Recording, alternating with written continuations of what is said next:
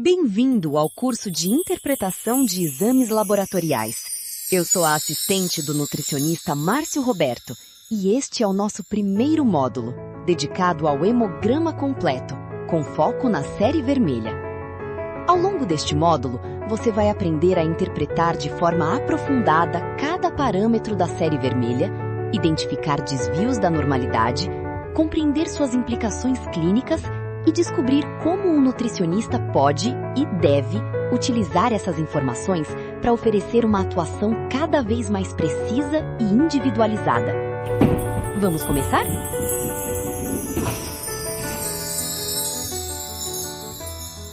Bem-vindo ao primeiro módulo do nosso curso de Interpretação de Exames Laboratoriais. Aqui vamos mergulhar em um dos exames mais solicitados na prática clínica, o hemograma. E vamos começar pela parte que talvez seja a mais relevante para o nutricionista no dia a dia, a série vermelha. Ao final deste módulo, você vai saber não apenas ler os números, mas entender o que eles representam para a saúde do seu paciente e como isso impacta diretamente a sua conduta. Aproveite e bons estudos! Antes de entrar nos parâmetros específicos, é importante entender o que é o hemograma e por que ele importa tanto para nós, nutricionistas. O hemograma é um exame de sangue que avalia 3 grandes grupos de células: as células vermelhas, as células brancas e as plaquetas. Neste módulo, o foco é nas células vermelhas, mas é fundamental saber que esses 3 grupos conversam entre si e que uma boa interpretação sempre considera o contexto completo. Agora, por que o nutricionista precisa saber interpretar isso? Porque muitas das alterações que aparecem na série vermelha têm origem diretamente nos hábitos alimentares do paciente. Uma anemia por falta de ferro, por deficiência de vitamina B12 ou de folato, tudo isso é território nosso. Além disso, o hemograma nos ajuda a entender se há um processo inflamatório ou infeccioso em curso, o que interfere diretamente na absorção e no metabolismo de nutrientes. Em outras palavras, o exame nos dá uma janela para dentro do organismo do paciente que nenhuma anamnese consegue substituir. E um ponto muito importante antes de seguirmos: valores de referência variam. Variam conforme o sexo, a idade e até o laboratório que realizou o exame. Por isso, nunca interprete um número isolado. Sempre leve em conta o histórico clínico, os sintomas relatados e o conjunto dos parâmetros. A partir de agora, vamos analisar cada parâmetro da série vermelha individualmente. Para cada um deles, vamos entender sua função, os valores esperados e o que significa quando esses valores saem da faixa normal, tanto para cima quanto para baixo.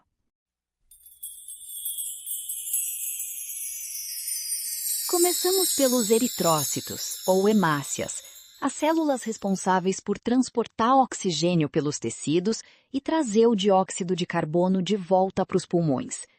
Nos homens, esperamos encontrar entre 4,5 e 5,9 milhões por microlitro. Nas mulheres, entre 4,0 e 5,2 milhões. Quando esse valor está elevado, chamamos de eritrocitose. Pode acontecer em situações como desidratação, tabagismo, doenças pulmonares ou exposição a grandes altitudes. O problema é que ter muitas hemácias nem sempre significa melhor oxigenação. O sangue fica mais viscoso, o fluxo fica comprometido e o risco de trombose aumenta. A atuação nutricional aqui passa principalmente pela hidratação adequada e redução de fatores inflamatórios. Mas casos como a policitemia vera exigem acompanhamento médico específico. Já quando o número de hemácias está baixo, estamos diante de algum tipo de anemia. E é aqui que o nutricionista tem papel central. As causas mais comuns dentro do nosso alcance são a deficiência de ferro, de vitamina B12 e de folato, cada uma com sua estratégia alimentar. Mas é importante lembrar que perdas sanguíneas, doenças crônicas e condições da medula óssea também podem estar por trás da queda. O paciente com anemia vai relatar fadiga, palidez, falta de ar, tontura, sintomas que comprometem a qualidade de vida e a adesão a qualquer plano alimentar. Agora vamos falar da hemoglobina, do hematócrito e suas demais importâncias. A hemoglobina e o hematócrito caminham junto com as hemácias e, na prática clínica, são os parâmetros que mais usamos para confirmar ou descartar anemia. A hemoglobina é a proteína dentro da hemácia que efetivamente carrega o oxigênio. É considerada o principal marcador de anemia. Homens abaixo de 13 gramas por decilitro e mulheres abaixo de 12 gramas por decilitro já configuram um quadro anêmico. Quando está elevada, os riscos são os mesmos da eritrocitose, e a abordagem também. O hematócrito, por sua vez, nos diz qual percentual do volume total do sangue é ocupado pelas hemácias. Em homens, o esperado é entre 40% e 54%. Em mulheres, entre 36% e 48%. Um hematócrito baixo reforça o diagnóstico de anemia, enquanto um valor elevado pode indicar hemoconcentração, que acontece, por exemplo, em desidratação. O que é importante entender é que esses 3 parâmetros, eritrócitos, hemoglobina e hematócrito, contam a mesma história por ângulos diferentes. Quando os 3 caem juntos, a anemia está bem estabelecida. Quando só um se altera, vale investigar mais antes de concluir. Agora chegamos nos índices hematimétricos, e eles são fundamentais para entender não apenas se há anemia, mas qual tipo de anemia estamos diante. O VCM, volume corpuscular médio, nos diz o tamanho das hemácias. O valor normal fica entre 80 e 100 fentolitros.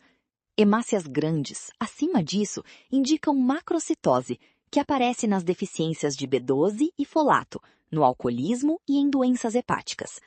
Hemácias pequenas, abaixo de 80, indicam microcitose, clássica da anemia ferropriva e das talassemias.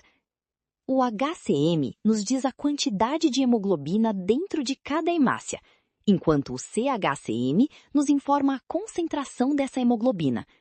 Quando ambos estão baixos, as hemácias são hipocrômicas, mais pálidas, com menos capacidade de transportar oxigênio.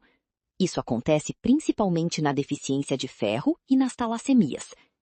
Pense nesses 3 índices como uma ficha de identidade da hemácia: tamanho, quantidade de hemoglobina e concentração. Juntos, eles ajudam a classificar a anemia e direcionar a investigação. O RDW é um parâmetro que muitas vezes passa despercebido, mas que tem um valor clínico enorme, especialmente para o nutricionista. Ele mede a variação de tamanho entre as hemácias. Quando está elevado, significa que as células vermelhas estão chegando à circulação em tamanhos muito diferentes entre si, o que chamamos de anisocitose. Por que isso importa? Porque o RDW frequentemente se altera antes mesmo que a hemoglobina ou o VCM mostrem qualquer desvio. Ele é um alerta precoce. Uma deficiência de ferro ainda no início, antes de se transformar em anemia estabelecida, já pode elevar o RDW. O mesmo vale para a deficiência de B12 e folato. Na prática, quando você vê um RDW elevado com os demais parâmetros ainda normais, é hora de investigar deficiências nutricionais antes que o quadro progrida. Agora que já conhecemos cada parâmetro, vamos ver como eles se combinam para nos revelar o tipo de anemia.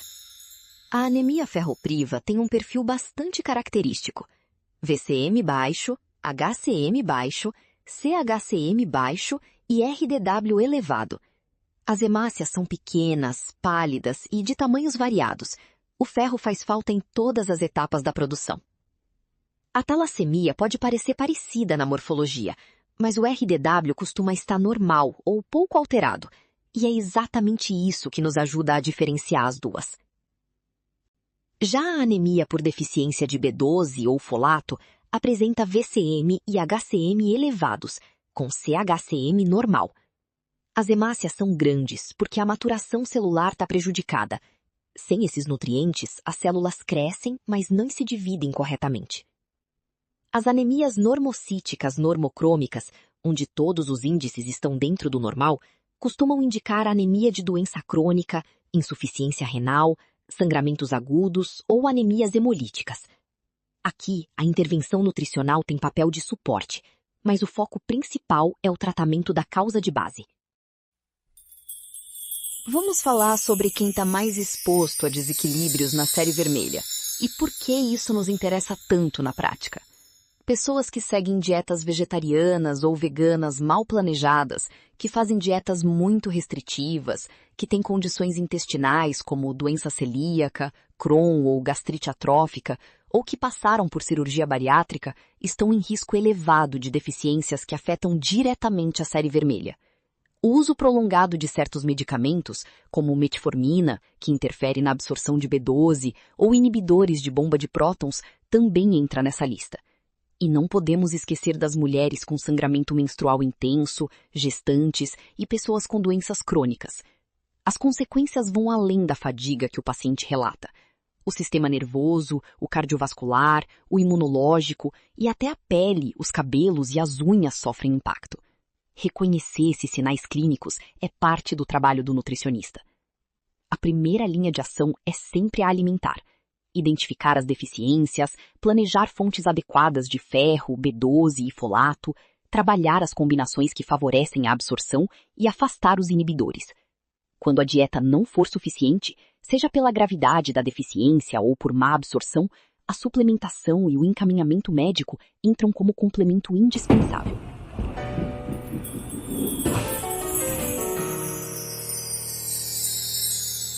Que bom que você chegou até aqui! Para fechar este módulo, é importante também trabalhar com casos práticos. A teoria que vimos até aqui ganha um outro nível de sentido quando você olha para um hemograma real e precisa tomar uma decisão clínica. É necessário analisar diferentes perfis de exame, discutir as hipóteses e construir juntos a conduta nutricional mais adequada para cada situação. E um ponto que quero deixar muito claro: a interpretação laboratorial raramente é um trabalho solitário. Em casos complexos, o diálogo com médicos, farmacêuticos e outros profissionais de saúde é o que garante o melhor desfecho para o paciente. O nutricionista tem um papel fundamental, mas ele é parte de uma equipe. No próximo módulo, iremos estudar a série branca. Aguardo você e até já!